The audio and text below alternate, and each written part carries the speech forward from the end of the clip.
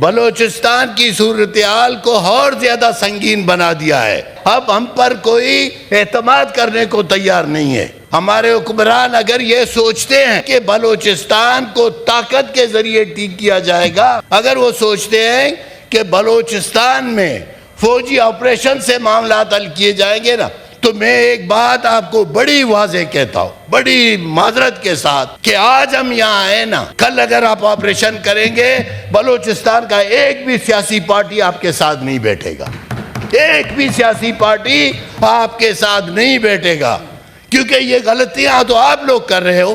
بلوچستان کو یہاں تک جو آپ نے پہنچا دیا ہے، تو 18 سال سے تو آپریشن ہو رہا ہے، اور کیا آپریشن کرو گے؟ اس پہ مذاکراتی حمل ہے۔ جب ہم بات کرتے ہیں مذاکرات کریں تو ہمیں کہا جاتا ہے کس سے کریں؟ ہم سے کوئی بات کرنے کو تیار نہیں ہے۔ یہ بات صحیح ہے، آپ سے بات کرنے کو کوئی کیوں تیار نہیں ہے؟ اس لیے تیار نہیں ہے کہ آپ پر اعتماد اٹھ چکا ہے نا۔ آپ اعتماد بحال کریں، آپ کریڈیبل لوگوں کی کمیٹی بنائیں، آپ با اختیار پارلیمنٹیرینز کی کمیٹی بنائیں۔ بنے ہیں کمیٹیاں، بنی ہیں، انہوں نے رپورٹ دی، آپ جیسے لوگوں نے کمیٹیاں بنائی ہیں اور ان کی رپورٹیں بھی بنائی ہیں، لیکن پھر ان رپورٹوں کو ردی کی ٹوکری میں ڈال دیا گیا۔ یہ تجربات ہے نا، جب آپ کے تجربات بار بار غلط ہوں تو لوگ آپ پر اعتماد نہیں کریں گے۔ مہربانی سر، آپ کی بڑی مہربانی۔ دیکھیں، بلوچستان گزشتہ کئی سالوں سے اس حوالے سے جو واقعات ہوئے ہیں 25 اور 26 کے درمیان، میڈیا پہ، انٹرنیشنل میڈیا پہ، سوشل میڈیا پہ نظر آ جاتا ہے۔ موسیٰ خیل میں جو واقعات ہوئے، میں سمجھتا ہوں کہ ان واقعات نے بلوچستان کا جو جمہوری سیاسی چہرہ تھا اور جو انسانیت پسندی، امن دوستی کا جو چہرہ تھا، اس کو مسخ کر دیا۔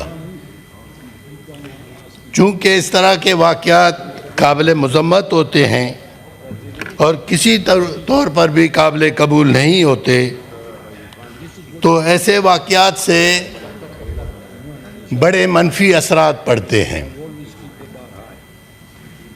اور یہ منفی اثرات ظاہر ہے تمام ملک میں جہاں جہاں دوسرے قومیں متاثر ہوتی ہیں، وہاں اس کا نیگیٹو میسج جانا شروع ہو جاتا ہے۔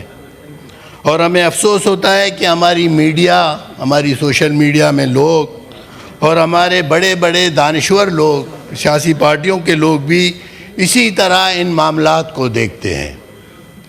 میں تو اس کو اس طرح دیکھتا ہوں کہ ایسے واقعات پہ ہمیں بڑی نظر رکھنی چاہیے کہ واقعتاً اس کے پیچھے کیا سوچ ہے، کیوں اس طرح کے واقعات ہوتے ہیں جو قوموں کو لڑاتے ہیں۔ جہاں تک میں بلوچ کو جانتا ہوں، جہاں تک میں بلوچ کی نفسیات کو جانتا ہوں، جہاں تک میں بلوچ کی سیاست کو جانتا ہوں، انسانیت دوستی کو جانتا ہوں، تو وہ یہاں تک کہتے ہیں کہ اگر غریب کے سامنے کسی نے ہاتھ اٹھایا اس پہ وہ کہتے ہیں یہ بلوچ نہیں ہے، خواتین پہ نظر غلط لگائی تو کہتے ہیں یہ بلوچ نہیں ہے، کسی کی عزت نہیں کی کہتے ہیں بلوچ نہیں ہے۔ بلوچ کے اپنے ایک کوڈ آف کنڈکٹس ہوتے ہیں جس کو ہم بلوچ کہتے ہیں۔ یہاں تو ہمیں بلوچی کہا جاتا ہے، لیکن ہم جسے بلوچ کہتے ہیں اس کا اپنا ایک کوڈ آف کنڈکٹ ہے، یعنی وہ ہر چیز میں غیرت، جرت، انصاف، راست گوئی، یہ سارے اس میں آتے ہیں۔ تو میں سمجھتا ہوں کہ یہ جو کچھ ہوا وہ انتہائی قابل نفرت ہے، اور اس کی جو ہے تحقیقات ہونی چاہیے کہ یہ کس نے کیا اور یہ کیوں کیا گیا۔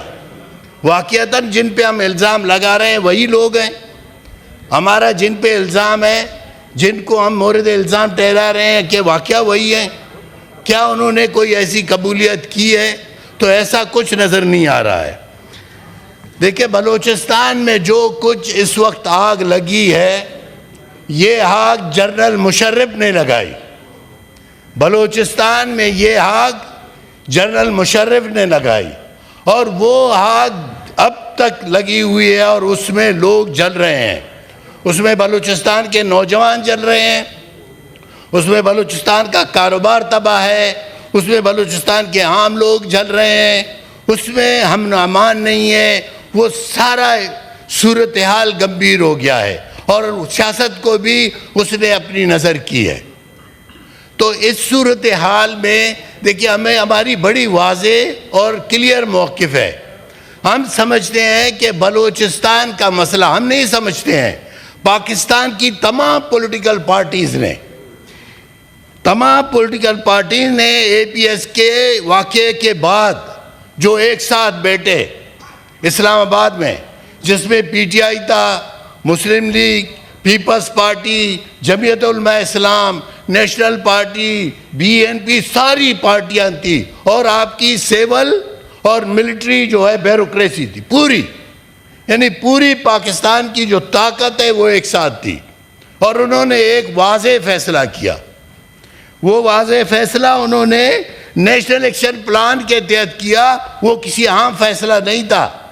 اس میں ٹھیک ہے بعض علاقوں میں انہوں نے آپریشن کی بات کی، لیکن بلوچستان میں ایک واضح پیغام انہوں نے دیا کہ بلوچستان میں ڈائیلاگ کیا جائے گا، بلوچستان میں بات چیت کی جائے گی، بلوچستان کے جو لوگ اس وقت مزاحمت کر رہے ہیں ان کے ساتھ رابطہ کیا جائے گا اور ان سے بات کی جائے گی۔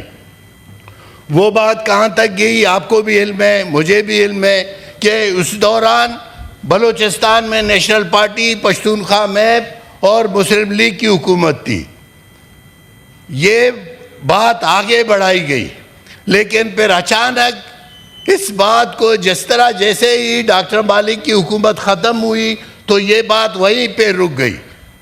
اس کے بعد جو کچھ ہوا، اس کے بعد ایک نئی پالیسی آئی، پھر وہی پرانی پالیسی آئی، بات چیت کا راستہ روکا گیا، اور نہ صرف بات چیت کا راستہ روکا گیا، بلوچستان میں جو پولیٹیکل انجینئرنگ کی گئی اس نے ان معاملات کو اور پیچیدہ بنا دیا۔ اب تو صورتحال اتنی گمبھیر ہو گئی ہے کہ کوئی بات کرنے کو تیار نہیں ہے، کوئی ہم جو جمہوریت کی بات کرتے ہیں نا، ہم جو جمہوری سیاست کی بات کرتے ہیں، کوئی ہم پر اعتماد کرنے کو تیار نہیں ہے، کوئی ہمارے اداروں کو، ہمارے انتخابی عمل پہ بلوچستان کے نوجوان، بلوچستان کے لوگ اس پہ باور کرنے کو تیار نہیں ہے۔ وہ سوچتے ہیں کہ آپ لوگ اتنی نعرہ بازی کرتے ہو، الیکشن ہو جاتا ہے اس کا نتیجہ کچھ اور ہو جاتا ہے، الیکشن میں ٹپے مارے جاتے ہیں، ووٹ دوسروں کو پڑتے ہیں، کامیاب دوسرے ہوتے ہیں، اور واقعتاً یہ ہوا ہے۔ 2018 اور 2024 کے انتخابات نے بلوچستان کی صورتحال کو اور زیادہ سنگین بنا دیا ہے، اور زیادہ سنگین بنا دیا ہے۔ اب ہم پر کوئی اعتماد کرنے کو تیار نہیں ہے۔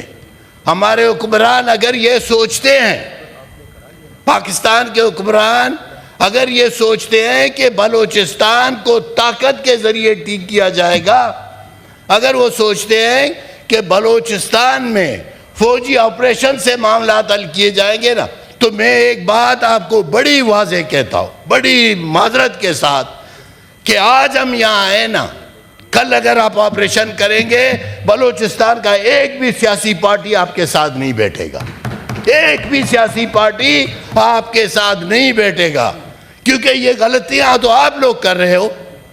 بلوچستان کو یہاں تک جو آپ نے پہنچا دیا ہے، تو 18 سال سے تو آپریشن ہو رہا ہے، اور کیا آپریشن کرو گے؟